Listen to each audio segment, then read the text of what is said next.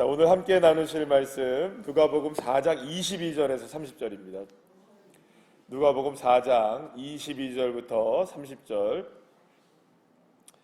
우리 다 같이 함께 읽겠습니다. 그들이 다 그를 증언하고 그 입으로 나오는 바 은혜로운 말을 놀랍게 여겨 이르되 이 사람이 요셉의 아들이 아니냐. 예수께서 그들에게 이르시되 너희가 반드시 의사야 너 자신을 고치라 하는 속담을 인용하여 내게 말하기를 우리가 들은 바 가버나움에서 행한 일을 내 고향 여기에서도 행하라 하리라. 또 이르시되 내가 진실로 너희에게 이르노니 선지자가 고향에서는 환영을 받는 자가 없느니라. 내가 참으로 너희에게 이르노니 엘리야 시대에 하늘이 3년 6개월간 닫혀 온 땅에 큰 흉년이 들었을 때에 이스라엘에 많은 과부가 있었으되 엘리야가 그중 한 사람에게도 보내심을 받지 않고 오직 시돈 땅에 있는 사렙다의 한 과부의 뿐이었으며 또 선지자 엘리사 때에 이스라엘에 많은 나병 환자가 있었으되 그 중의 한 사람도 깨끗함을 얻지 못하고 오직 수리아 사람 나아만 뿐이었느니라. 회당에 있는 자들이 이것을 듣고 다 크게 화가 나서 일어나 동네 밖으로 쫓아내어 그 동네가 건설된 산 낭떠러지까지 끌고 가서 밀쳐 떨어뜨리고자 하되 예수께서 그들 가운데로 지나서 가시니라. 아멘. 할렐루야. 우리가 살아가는 데 있어서 많은 생각들을 하고 살아가는데 그 생각 가운데 우리를 참 어렵게 만드는 것 중에 하나는 이 고정관념, 선입관 같은 거라고 말할 수가 있을 것입니다. 우리는 나름대로는 어떤 사람들은 이럴 것이다, 또 이런 사람들은 저럴 것이다 라는 생각을 갖고 있습니다. 예를 들면 한국 사람들은 이럴 것이다, 일본 사람들은 이럴 것이다, 미국 사람들은 이럴 것이다, 백인은 이럴 것이다, 혹은 흑인은 이럴 것이다. 그러니까 나름대로 이런 선입관과 고정관념들을 우리 모두가 다 조금씩은 다 갖고 있습니다. 그런데 여러분, 이 고정관념과 선입관이 좋은 것일 수도 있겠지만 사실은 굉장히 우리가 무엇인가를 진짜 그분들을 경험하는 데 있어서는 굉장히 큰 걸림돌이 될 수도 있습니다.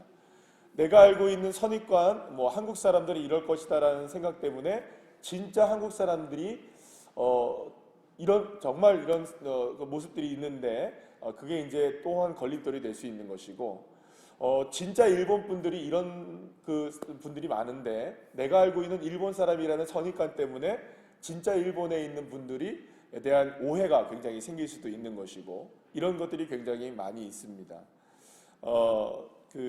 저희 교회는 새로운 우리 교회는 제가 이제 하나님의 은혜 가운데 이제 만 8년 전입니다. 정확하게 만 8년 전에 2016년 1월 10일 날 하나님께서 교회를 세우게 하셨습니다. 보통 우리가 생각할 때 교회는 어떤 교회인가요? 교회에 건물이 있다거나 또 성도들이 있을 수도 있고 없을 수도 있겠지만 어쨌든 건물도 있고 또 예배드릴 장소도 있고 이런 것들이 우리가 다 갖춰져야 한다는 이런 생각들이 있을까요, 없을까요? 있겠죠. 건물이 있어야 되고 또 이렇게 되는데 하나님께서 교회를 새로운 우리 교회를 세우셨을 때 그 모든 고정관념들을 다 깨트리시고 선입관들을 다 깨트리셔서 교회를 세우게 하셨습니다. 저희 교회는 어디서부터 시작됐냐면 정말 광야, 빈들 아무것도 없었던 공원에서 저희들은 시작했습니다. 이렇게 마이크가 있었던 것도 아니고요. 그 추운 겨울에 이렇게 난로가 있거나 아니면 히터가 틀어져 있는 그런 공간도 하나도 없었습니다.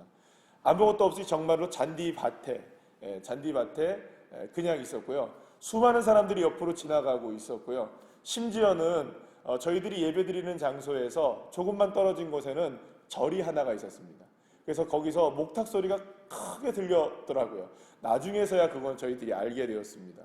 그러니까 전혀 교회가 세워지지 않을 공간, 전혀 교회가 이루어지지 않을 것이라고 생각했던 그 곳, 만약에 사람들이 생각한다면, 선입관이 있다면 또 혹은 고정관념이 있다면 어떻게 저런 데서 교회가 시작돼? 어떻게 저런 데서 교회를 할 수가 있지? 어떻게 저런 데서 교회가 세워질 수 있을까 하는 그곳에서 저희 교회가 시작되었습니다. 만약에 제 고정관념이든지 저와 함께 예배를 드렸던 24명의 사람들이 있었는데요. 그분들이 고정관념과 선입관이 있었다면 그곳에서 예배를 드릴 수 없었을 겁니다. 만약에 저희들이 생각했던 고정관념과 선입관이 있었다면 새로운 우리 교회 자체가 시작될 수가 없었을 것입니다. 근데 하나님은 우리가 생각하고 있는 모든 고정관념과 선입관들을 다 뛰어넘어서 역사하시는 하나님이십니다. 때로는 우리가 이 고정관념과 선입관 때문에 하나님이 역사하시는 것을 경험하지 못할 때가 얼마나 많은지 모릅니다. 바로 오늘 우리가 함께 읽은 본문이 그런 이야기입니다. 예수님이 등장하셨을 때 사람들은 굉장히 놀랍니다. 아니, 어떻게 저렇게 가르칠 수가 있지?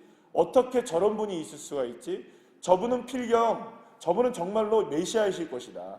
저분은 정말로 그리스도이실 것이다. 하나님이 우리에게 보낸 메시아이실 것이다라는 생각을 사람들이 하게 됩니다. 그리고 예수님도 본인이 메시아라는 사실을 분명히 밝히게 됩니다. 그러면 사람들이 이제 조사를 하기 시작한 거예요. 그러면 메시아는 이럴 것이다라는 생각을 모두가 다 하고 있었던 겁니다. 메시아는 여러분 어떤 사람이었을까요? 많은 사람들이 생각했을 거예요. 이런 사람일 것이다. 저런 사람일 것이다. 그런데 알고 보니까 이 예수님이라는 분이 목수의 아들인 거예요. 출신이 그냥 너무나 그냥 평범했던 사람이었던 겁니다. 게다가 예수님이 어디 출신이냐? 나사렛 출신이었던 겁니다. 그러니까 자기들이 볼 때에는 나사렛 출신일 수 없는 거예요. 메시아가 되려면은 여러분들 베들레헴 출신이어야 되는데 나사렛 출신이니까 이게 말이 안 맞는 거예요. 거기다가 목수의 아들 말이 안 되는 거예요. 왕의 자녀로 와야 되는데 왕족이 돼야 되는데 왕족이 아닌 거예요. 그러니까 여러 가지로 봤을 때 예수라는 사람은 메시아가 될 수 없어. 왜냐하면 이 사람은 출신이 천해. 아니, 이 사람은 나사렛 출신이야. 고정관념에 사로잡혀 있었던 겁니다. 그래서 이들이 예수님을 바라보면서 당신은 메시아일 수가 없어. 아무리 좋은 말씀을 전하고 당신이 지금 스스로가 메시아라고 얘기한다 할지라도 당신이 우리가 생각하는 메시아의 기준에 부합하지 않아. 그러면서 예수님을 배척합니다. 예수님을 메시아로 받아들이지 않게 됩니다. 그때 예수님이 이런 얘기를 합니다. 두 가지 얘기를 하시는데 구약시대 때의 선지자의 이야기를 두 가지를 하는데 하나는 엘리야에 관한 이야기입니다. 엘리야 시대 때에 3년 반 동안 비가 멈추는 일이 있었습니다. 그때에 많은 이스라엘의 과부들이 있었는데 하나님은 이 엘리야 선지자를 어디로 보내느냐? 시돈 땅에 있는 사르밧 과부의 집으로 보내게 됩니다. 그 과부의 집에 보내게 돼서 그곳에서 그 과부의 가정을 3년 반 동안 줄이지 않고 또 굶주리지 않게 하시는 하나님의 기적을 이 과부의 집에 베풀어 주십니다. 또 하나는 엘리사 시대 때의 이야기입니다. 엘리사 시대 때에도 많은 나병 환자들이 이스라엘에 있었지만 하나님이 이 나병 환자 중에 딱 한 명을 고치셨는데 그 사람이 누구냐? 시리아에 있었던 나아만이라는 장군만 하나님이 고쳐주셨던 겁니다. 당시에 이렇게 이방인 여인, 과부, 그 다음에 이방인 장군, 이런 사람들은 하나님의 은혜를 받을 수 있는 사람들이 아니었습니다. 왜냐하면 이방인이었기 때문입니다. 과부였기 때문입니다. 그런데 하나님의 은혜가 가장 어려운 시기에 이 비가 멈춰지고 가뭄이 심각했던 그때에 그리고 또 나병이라는 극한 질병이 걸려있는 바로 그 순간에 누구에게 하나님의 은혜가 임하였느냐? 이방인에게 임하였던 겁니다. 그러면 여러분 생각해 보십시다. 이방인은 하나님의 은혜를 받을 수 있나요? 없나요? 없다고 생각하는 것이 이스라엘 백성들의 고정관념이었습니다. 아니, 어떻게 이방인이 구원을 받지? 어떻게 이방인이 고침을 받지? 어떻게 이방인이 하나님의 은혜를 받을 수 있지? 그런데 엘리사 시대 때 오직 이방인들만 구원을 받은 겁니다. 그게 성경에 기록되어 있었던 겁니다. 그러면 우리가 한번 생각해 보시면 하나님의 은혜는 유대인들만 받아야 되나요? 하나님의 은혜는, 구원의 은혜는 정말로 이런 사람들만 받아야 된다는 되는 것일까요? 그게 아닌 겁니다. 하나님의 은혜는 모든 것을 다 뛰어넘습니다. 우리의 생각, 우리의 경험, 우리가 가지고 있는 모든 사고방식들, 우리가 생각하는 모든 것들이 고정관념들을 다 뛰어넘어서 역사하시는 분이 누구시냐? 우리 주 여호와 하나님이십니다. 예수님이 이 땅에 오셔서 우리에게 보여주신 것은 바로 이것을 우리에게 보여주신 겁니다. 가장 중요한 한 가지가 남아 있습니다. 만약에 저와 여러분이 구원을 받았기에 지금 이렇게 우리가 예배를 드리고 있지, 저와 여러분이 만약에 이스라엘 사람이 아니어서 구원을 받지 못한다고 한다면 이거는 가장 큰 비극이 아닐까요? 만약에 정말로 구원을 이스라엘 사람들만 받을 수 있다면 이 세상 모든 사람들은, 이스라엘 사람들을 제외한 모든 사람들은 다 지옥 갈 수밖에 없는 겁니다. 그런데 예수님이 이 땅에 오셔서 하신 일이 뭘까요? 그 경계를 허무신 겁니다. 유대인들만 구원받을 수 있다는 경계를 허무신 겁니다. 그래서 저와 여러분이 일본 땅에 살면서, 한국 땅에 살면서도 우리는 구원을 받게 된 겁니다.